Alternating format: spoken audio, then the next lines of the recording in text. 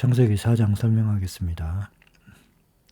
아담의 그네 하와 동침함에 하와가 임신하여 가인을 낳고 이르되 내가 여호와로 말미암아 둥람하였다 하니라. 여기 동침함에는 알다라는 단어입니다. 여호와로 말미암아는 여호와의 하나님의 도움으로 뜻이 됩니다. 아담과 하와 있는데 영어에서는 아담과 이브로 번역되고 있습니다. 그가 또 가인의 아우 아벨을 낳았는데 아벨은 양치는 자였고 가인은 농사하는 자였더라. 아벨은 양치는 자, 가인은 농부였습니다. 세월이 지난 후에 가인은 땅의 소산으로 제물을 삼아 여호와께 드렸고 아벨은 자기도 양의 첫 새끼와 그 기름으로 드렸더니 여호와께서 아벨과 그의 제물은 받으셨으나 가인과 그의 제물은 받지 아니하신지라. 가인은 몹시 분하여 안색이 변하니. 여기서 하나님께서 아벨의 제사는 받고 가인의 제사는 받지 않았는데 왜 그랬을까 생각을 해보면, 첫째, 제물에 있어서 아벨은 첫 새끼와 기름 이렇게 돼요. 그런데 가인은 첫 열매라는 말이 없어요. 가인은 그냥 땅의 소산, 뭐 동물이냐 식물이냐 그 차이는 아닌 것 같고, 제물의 이 첫 열매, 첫 새끼, 이게 중요성, 첫째를 하나님께 좋은 것을 드렸다라는 그런 차원에서 아벨의 제사는 받고 가인은 제사는 받지 않았다라고 추측할 수 있고, 두 번째로는 이 드리는 마음이, 아벨은 이렇게 첫 새끼와 기름으로 드렸다는 말이 이게 좀 정성을 다해서 정성껏 제물을 이렇게 드렸으나, 그 이후의 문장에서 보면 가인이 자기의 제물을 받지 않은 거에 대해서 이렇게 분하는 안색이 변한다를 봤을 때, 그 제물을 드리는 자의 정성이, 마음이 하나님 여호와의 하나님 앞에 합당치 못했다. 하나님을 경외하는 마음이 여기서는 좀 잘 보이지 느껴지지가 않습니다. 네가 선을 행하면 어찌 낯을 들지 못하겠느냐. 선을 행하지 아니하면 죄가 문 앞에 엎드려 있느니라. 죄가 너를 원하나 너는 죄를 다스릴지니라. 여기서 문 앞에 문에 엎드려 있느니라, 이런 표현은 맹수가 이렇게 공격을 위해서 이렇게 엎드려 있는 그런 그림 언어가 되겠습니다. 또 여기서 중요한 것은 너는 죄를 다스릴지니라, 이 말을 있어요. 그래서 이 말의 의미는 하나님께서 우리 사람에게 죄를 다스릴 능력을 주었다는 것을 이 문자를 통해서 우리는 알 수가 있겠습니다. 여기 또 하나 주목할 것은, 여기 다스리다라는 단어는 창세기 1장 28절에 나오는 5가지 복 중에 다스리, 생육, 번성, 충만, 정복, 다스림 이렇게 있는데, 그 다스리다의 단어하고 여기에 쓰인 단어 다스리다하고는 좀 다릅니다. 여기서 쓰이는 단어 다스리다라는 얘기는 하단에서 보는 바와 같이 마샬이라는 단어를 사용되어 있고, 1장 28절에 사용된 단어는 라다입니다. 그 차이는 뭐냐면, 마샬 요 단어는 똑같이 지배하다, 통치하다라는 뜻을 갖고 있지만 덜 강압적이고 덜 힘에 의존하지 않고 권위적인 통치, 그러니까 약간의 강제성이 조금 덜한 다스림이 되겠습니다. 가인이 그 아우 아벨에게 말하고 그들이 들에 있을 때에 가인이 그의 아우 아벨을 쳐 죽이니라. 말하고 했을 때 어떤 고대 역본 사본들에 의하면 우리가 들로 나가자라고 이렇게 말했다라는 그 사본도 있습니다. 하나님께서 아셨죠. 그래서 네 아우가 아벨이 어디 있느냐. 그가 이르되 내가 알지 못하나이다. 내가 내 아우를 지키는 자이니까. 참 불경스러운 대답입니다. 하나님 앞에 하나님을 경외하고 하나님의 권위를 인정하고 그 권위 안에 있음을 자기가 자각한다면 절대 이런 반문, 내가 아우를 지키는 자니까 이렇게 퉁명스러운 대답은 하지 못할 텐데 이렇게 대답한 거로 봐서 참 그 마음이 좀 느껴집니다. 이에 하나님께서 벌을 내리십니다. 땅이 그 입을 벌려 네 손에서 네 아우의 피를 받았은즉 네가 땅에서 저주를 받으리니 네가 밭을 갈아도 땅이 다시는 그 효력을 내게 두지 않을 것이요 너는 땅에서 피하며 유리하는 자가 되리라. 가인이 여호와께 아뢰되 내 죄벌이 지기가 너무 무거우니이다. 주께서 오늘 이 지면에서 나를 쫓아내시온즉 내가 주의 낯을 뵙지 못하리니 내가 땅에서 피하며 유리하는 자가 될지라. 무릇 나를 만나는 자마다 나를 죽이겠나이다.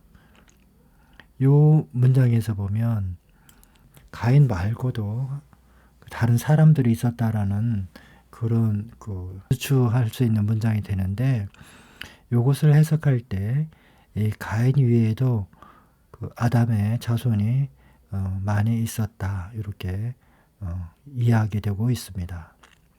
비록 이 성경에는 이렇게 실리지는 않았지만 유대 전승이나 혹은 고대로부터 학자들이 추측하는 것은 아담의 자손들이 많이 있었지만 기록되지 아니하였다. 이렇게.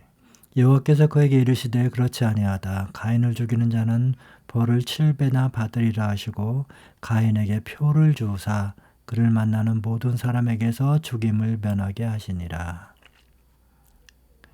가인이 여호와 앞을 떠나서 에덴 동쪽 롯 땅에 거주하더니 아내와 동침함에 그가 임신하여 에녹을 낳은지라.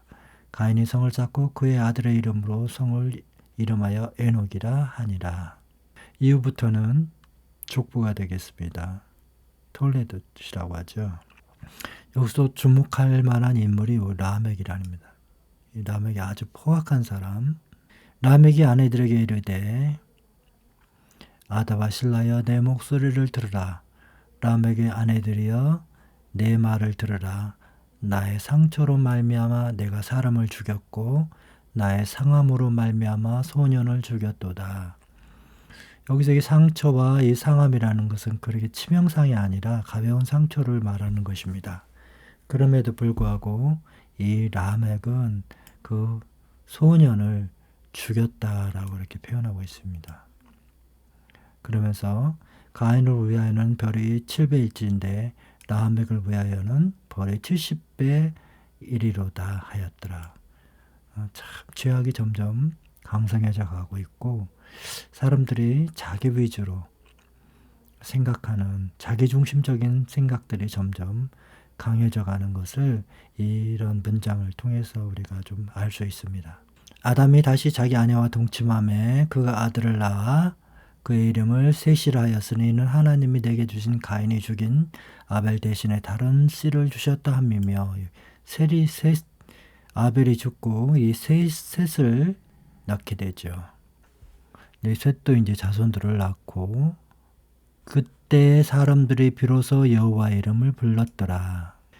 이것은 아담의 계보를 적은 책이니라. 하나님이 사람을 창조하실 때에 하나님의 모양대로 지으시되 남자와 여자를 창조하셨고 그들이 창조하던 날에 하나님이 그들에게 복을 주시고 그들의 이름을 사람이라 일컬으셨더라. 아담이란 뜻은 사람이란 뜻입니다. 아담 하면 사람입니다. 이 아담은 어원이 아다마에서 왔고 아다마는 흙, 땅이란 뜻이 되겠습니다. 여기서 사람의 본질이 나옵니다. 다시 한번 본질이 강조되는데 창세기 1장에 나오죠. 그 하나님의 형상과 모양대로 남자와 여자를 창조하셨고 창세기 1장에 나오는데 여기 다시 하나님의 모양대로 사람의 본질입니다.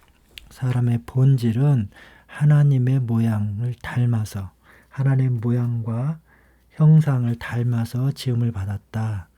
겉모양을 말하는 것보다는 우리의 속사람, 하나님은 영이시니까 하나님의 속성을 닮은 것으로 우리가 보면 되겠습니다. 하나님을 닮아 창조되었기에 사람의 본질이 아주 존귀하고 중요하게 되는 거죠. 아담은 130세에 자기 모양 곧 자기 형상과 같은 아들을 낳아 이름을 셋이라 하였고, 여기서 이 경건한 계보가 셋에게로 이어짐을 나타내는 문장이 되겠습니다. 여기 자기의 형상, 요거는 하나님으로부터 받은 이 경건한 형상, 하나님의 닮은 속성, 이런 것들을 그 경건한 계보가 셋에게 이어졌다, 이렇게 보면 되겠습니다. 이후부터는 이제 수명, 살았고 죽었고 살고 죽었고 이렇게 족보가 쭉 나오겠습니다. 족보는 톨레도시라고 합니다. 라멕은 180세의 아들을 낳고 이름을 노아라 하여 이르되 여호와께서 땅을 저주하심으로 수고롭게 일하는 우리를 이 아들이 안위하리라 하였더라. 이 노아라는 뜻은 제가 1장에 설명드렸을 때 샤바트하고 메누아흐에서 안식이란 단어를 설명했습니다. 메누아흐에서 메는 명사를 이끄는 단어이고 누아흐가 어근인데 안식, 평안이라는 뜻을 갖고 있습니다. 그 안식, 평안을 갖고 있는 누아흐가 여기 노아의 어원이 되겠습니다. 노아의 뜻은 평안, 안식, 평안 이런 뜻을 갖고 있습니다. 여기 안위하다라는 것은 언어 유희라고 그래요. 그 발음은 노아하고 똑같지만 누아흐하고 똑같지만 단어가 하나 더 들어가서 길게 발음하는 단어가 하나 더 들어가서 그 뜻이 또 안위하다, 위로하다라는 뜻도 같이 갖게 돼 있어서 이 라멕이 그 언어 유희를 했다 이렇게 표현하고 있습니다. 노아의 뜻은 평안, 안식 이런 뜻이 되겠습니다. 사람이 땅 위에 번성하기 시작할 때 그들에게서 딸들이 나니, 요거는 사람의 딸들이라고 했을 때 이것은 셋의 자손의 계보가 아니라 가인의 자손 혹은 그 다른 형제들의 자손들의 그 딸들이 되겠습니다. 하나님의 아들들이 사람의 딸들의 아름다움을 보고 자기들이 좋아하는 모든 여자를 아내로 삼는지라. 이렇게 요 표현에 있어서 하나님의 아들들이란 것을 이 말이 무엇이냐라고 했을 때 주장들이 다릅니다. 혹자는 어떤 사람들은 이 하나님의 아들들을 그 천사들이다 이렇게 표현하는 사람이 있습니다. 주로 고대 초기 교부들 혹은 고대 유대인들 그리고 캐톨릭 계통의 사람들이 주로 이 해석을 할 때 하나님이 아들들이라는 것을 천사로 해석하는 사람들이 좀 비교적 많은 편이에요. 그리고 우리 복음주의 신학에서는 이 하나님의 아들들 요 해석을 셋 자손들의 후손들을 이 하나님의 아들들이라고 해석하고 있어요. 그리고 또 한 가지는 고대의 왕들이나 용사들을 하나님의 아들들이라는 표현을 썼다라고 세 가지가 있는데 저는 이 하나님의 아들들을 경건한 셋 자손의 아들들이라고 보겠습니다. 그 경건한 셋 자손의 아들들이 사람의 딸들, 다른 형제들의 딸, 셋 자손이 아닌 다른 형제들의 딸, 가인 계본이나 혹은 기록되지 않은 어떤 다른 그 자손들의 딸들을 보고 아내를 삼았다는 거죠. 여호와께서 이르시되 나의 영이 영원히 사람과 함께하지 아니하리니 이는 그들의 육신이 됨이라. 그러나 그들의 날은 120년이 되리라 하시니라. 여기서 그 경건한 셋 자손의 아들들이 그 경건치 아니한 계통의 그 사람의 딸들과 혼인함으로 인해서 그 경건성이 더럽혀지고 더욱 그 타락하게 됐다. 그러므로 하나님께서는 그들의 수명을 제한했는데 이게 120년이란 말이 보통 사람의 수명이 120년이다 라고 해석하기보다는 이 홍수 심판.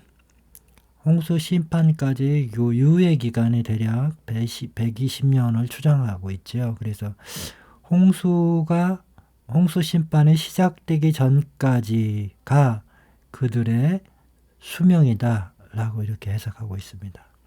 당시에 땅에는 네피림이 있었고 그 후에도 하나님의 아들들이 사람의 딸들에게로 들어와 자식을 낳았으니 그들은 용사라 고대의 명성 있는 사람들이었더라. 네피림이라는 얘기는 거인들이란 뜻이 되겠습니다. 거인족이 있었다는 얘기죠. 여호와께서 사람의 지역이 세상의 가득함과 그의 마음으로 생각하는 모든 계획이 항상 악할 뿐임을 보시고 하나님께서 땅 위에 사람 지으셨음을 한탄하사 마음에 근심하시고 이르시되 내가 창조한 사람을 내가 지면에서 쓸어버리되 사람으로부터 가축과 기는 것과 공중의 새까지 그리하리니 이는 내가 그것들을 지었음을 한탄함이니라 하시니라. 그러나 노아는 여호와께 은혜를 입었더라. 이것이 노아의 족보라. 노아는 의인이요 당대의 완전한 자라. 그는 하나님과 동행하였으며 세 아들을 낳았으니 셈과 함과 야벳이라. 하나님께서 노아에게 명령하십니다. 너는 고페로 나무로 너를 위하여 방주를 만들되 그 안에 칸들을 막고 역청을 그 안팎에 칠하라. 내가 만들 방주는 이러하니 그 길이는 300규빗, 너비는 50규빗, 높이는 30규빗이라. 여기 규빗이란 단위가 있는데요. 1규빗은 0.45m. 그러니까 약 50cm가 조금 안 되는 거죠. 대략 300규빗하면 그냥 절반이라고 했을 때 150m. 50규빗 하면 25m. 30규빗 하면 15m인데 사실은 0.45니까 조금 더 작죠. 거기에 창을 내되 위에서부터 한 규빗에 내고 그 문은 옆으로 내고 창종하 3층으로 할지니라. 창이 그 위에서 한 규빗 밑에 있게 되는 거죠. 그러나 너와는 내가 내 언약을 세우리니 너는 네 아들들과 네 아내 아마 네 며느리들과 함께 그 방주로 들어가고 혈육 있는 모든 생물을 너는 각기 암수 한 쌍씩 방주로 이끌어들여 너와 함께 생명을 보존하게 하되. 하나님이 명령하셨을 때 노아가 그와 같이 하여 하나님이 자기에게 명하신 대로 다 준행하였더라. 다 준행하였더라. 이 단어 참 중요합니다. 지금부터 7일이면 내가 40주야를 땅에 비를 내려 내가 지은 모든 생물을 지면에서 쓸어버리리라. 그 창세기 1장에서 그 궁창을 두어서 궁창 위의 물과 궁창 아랫물로 이렇게 나눴다 그랬죠. 그때 이 홍수 심판으로 인해서 궁창 위에 하늘 위에 있는 물이 다 내려왔다라고 해요. 그래서 하늘 위에 있는 물은 지면으로 쏟아졌다. 7일 후에 홍수가 땅에 덮이니 노아가 600세 되던 해 둘째 달 곧 그 달 11의 날이라. 그날에 큰 기품이 샘들이 터지며 하늘의 창문들이 열려 40주야를 비가 땅에 쏟아졌더라. 무릇 생명의 기운이 있는 육체가 둘씩 노아에게 나와 방주로 들어갔으니 들어간 것들은 모든 것의 암수라. 하나님이 그들에게 명하신 대로 들어가매 여호와께서 그를 들여보내고 문을 닫으시니라. 여기서 또 우리가 눈여겨볼 문장은 여호와께서 문을 닫으시니라. 여호와께서 하나님이 문을 닫으셨다라는 얘기. 방주의 문을 하나님이 닫으셨다. 그래서 요 문장을 유추해 보면 구원의 문, 방주를 구원의 방주로 비유되고 있는데 구원의 문도 하나님이 닫을 수 있다라고 유추해 볼 수 있겠죠. 이어서 7장 21절 땅 위에 움직이는 생물이 다 죽었으니 곧 새와 가축과 들짐승과 땅에 기는 모든 것과 모든 사람이라.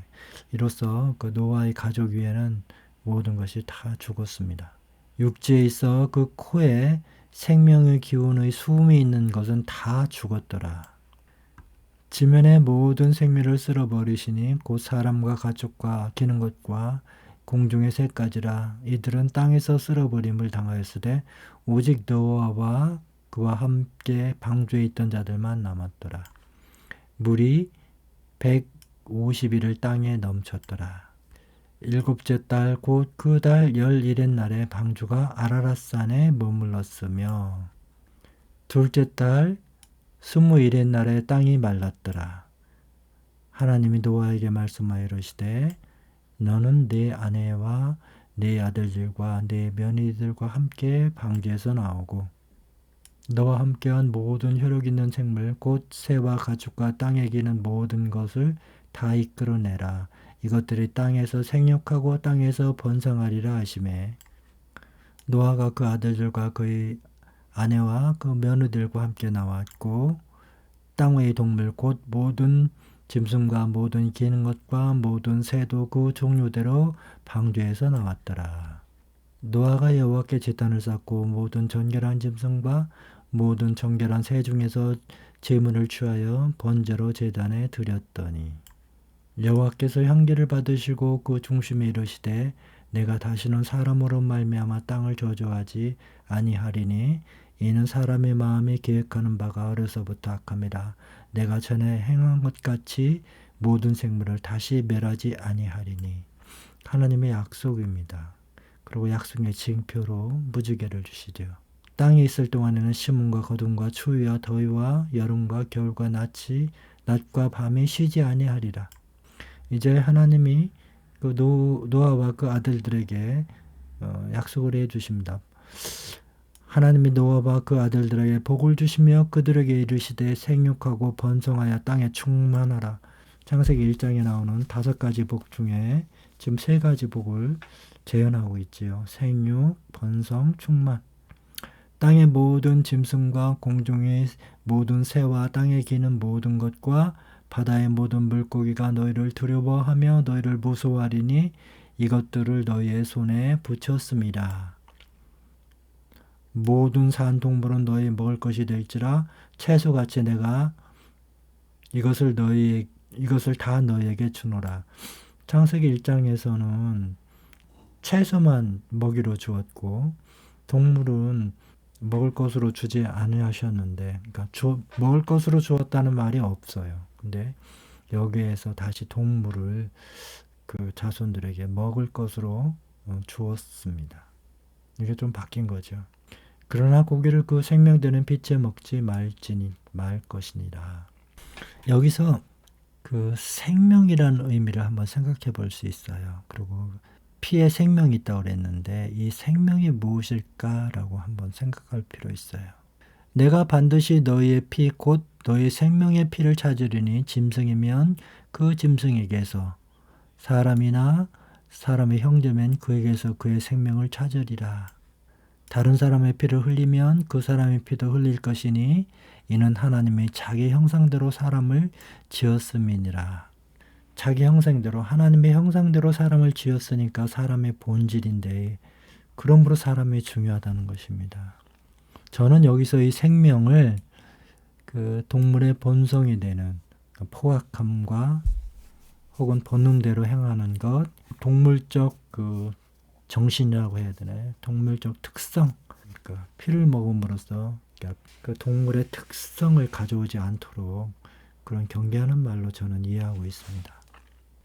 생명 존중의 그 말씀이라고 보통 그렇게 해석을 하는데요.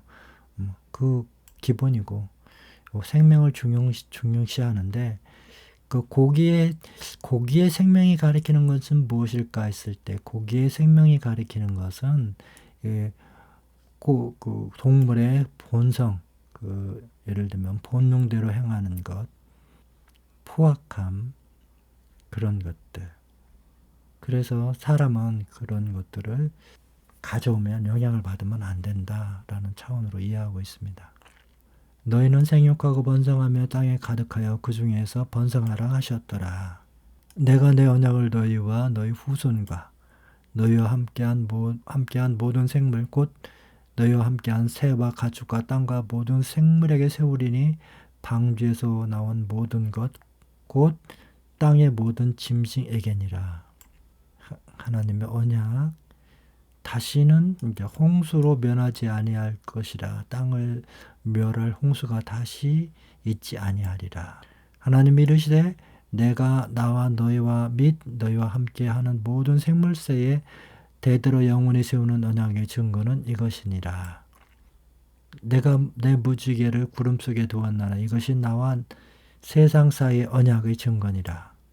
하나님은 무지개를 두심으로 인해서 하나님 말씀에 언약을 상기시킵니다. 무지개 구름 사이에 있으니 내가 보고 나 하나님과 모든 육체를 가진 땅의 모든 생물 사이에 영원한 언약을 기억하리라. 하나님이 노아에게 또 이르시되 내가 나와 땅에 있는 모든 생물 사이에 세운 언약의 증거가 이것이라 하셨더라. 오늘은 여기까지 하겠습니다.